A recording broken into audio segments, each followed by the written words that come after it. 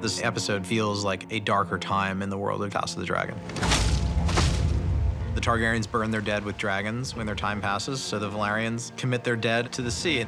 Enembar masti, ba embryot amozil.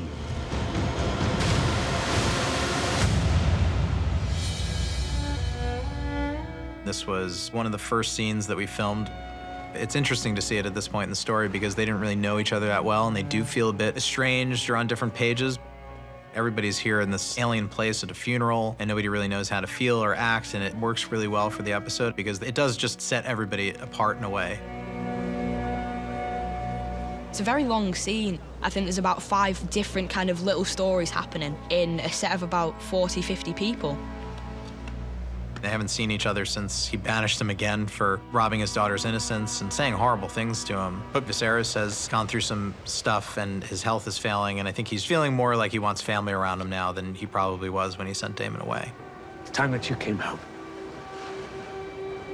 Brother. The multitude of conversations are really about a family that has been somewhat blown apart, trying to find solace in each other, trying to a certain extent to forgive each other for all their past wrongdoings. And yet, in the center of that is Rhaenyra and Daemon. Here they are together, both having lost someone, both grieving, and the chemistry between them is as strong as before. There's a kind of massive, unprocessed, unresolved boulder in the room. Abandonment is something that just seems to happen on repeat to her. It happens with her mum, it happens with her dad, it happens with Alicent, it happens with Daemon, and looking that wound in the eye, I think, is what happens in this scene. Rhaenyra and Daemon are made of the same stuff. It's why they're a terrible match. Added to which, when Rhaenyra is made heir, she essentially takes everything from Daemon, and yet her attraction goads her to go to the heart of that envy. I think there's a dangerous chemistry.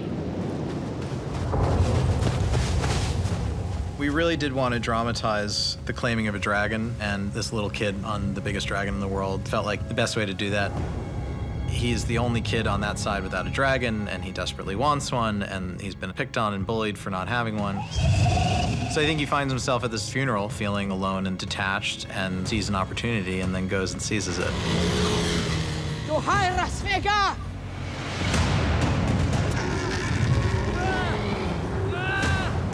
Aemon is quite an introverted, sad kid who's gone through many hardships.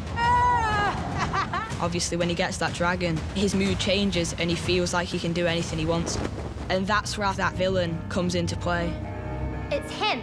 It's me. Vhagar is my mother's dragon. Vhagar has a new rider now. There's a lot of tension between those two sides of the family, and this is one of the ways that it boils over. That's their mother's dragon. They grew up their whole life around that dragon, and to see somebody from the other side claim it at her funeral, I think it's a real slight. It's not something normal. It's 5 kids absolutely battering each other. It's mental.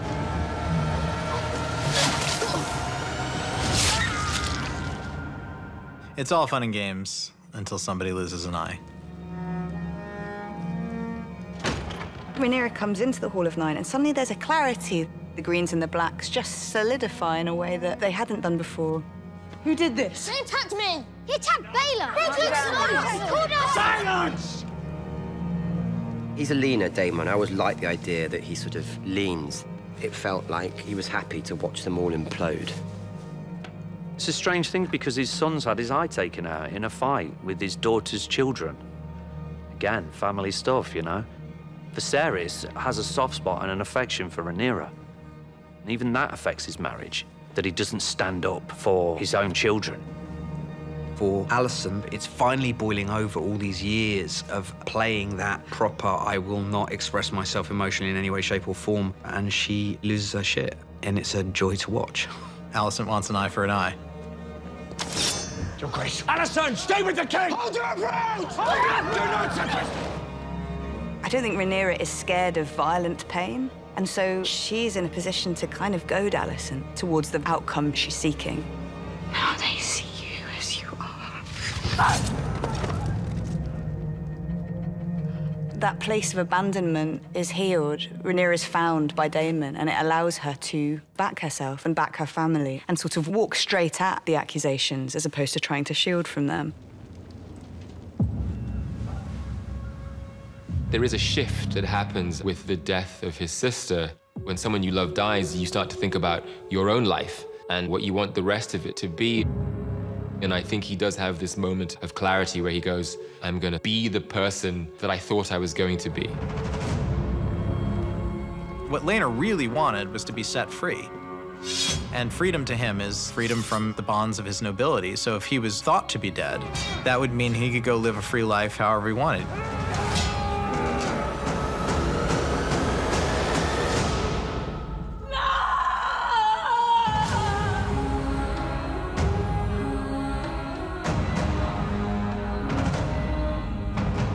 Rhaenyra and Daemon bond together and make a marriage pact. It's Targaryen with Targaryen, and the old way is, marrying within the bloodline to keep it pure.